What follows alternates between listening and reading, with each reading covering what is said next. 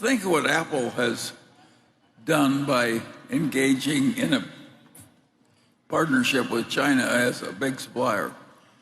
It's been good for Apple and good for China.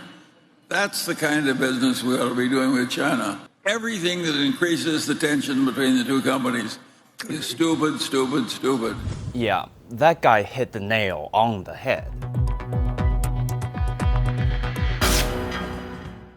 Hey guys, welcome to Reality Check. I'm Huang Jiyuan. The United States pulls out all the stops in protecting its power and position by kneecapping China's technological advances. Old news by now. Reportedly, its latest trick will involve unprecedented rules limiting American investments in China, requiring companies to notify the US government of new investments in Chinese tech firms, and ban deals in sectors deemed critical, like microchips.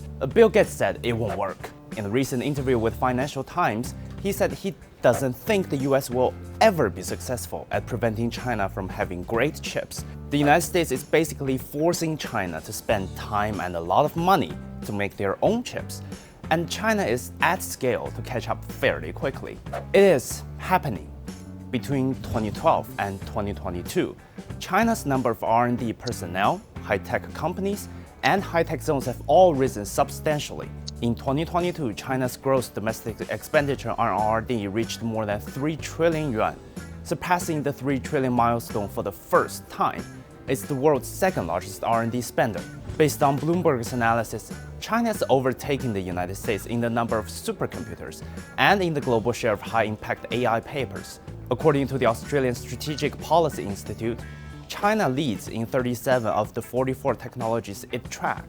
Really, can you deny China this sort of technology in the long term? And if you deny it in the short term, then obviously won't it just develop that technology on its own in the long term? So really, I really wonder what the end game of this strategy is by American strategists. Even US companies are choosing to protect their business. The US-based tech company NVIDIA created variants of chips to get around the United States export control for the Chinese market. Tencent estimated in April that even using the modified chips would cut the time to train its largest AI system from 11 days to 4 days. Ineffectual policies, no reasonable endgame, little support in the business community, but still politically determined to pick this fight. The same can be said for the debt ceiling crisis. That ugly fight is still ongoing after a century of the same play. If the US defaults, it got no one to blame but itself.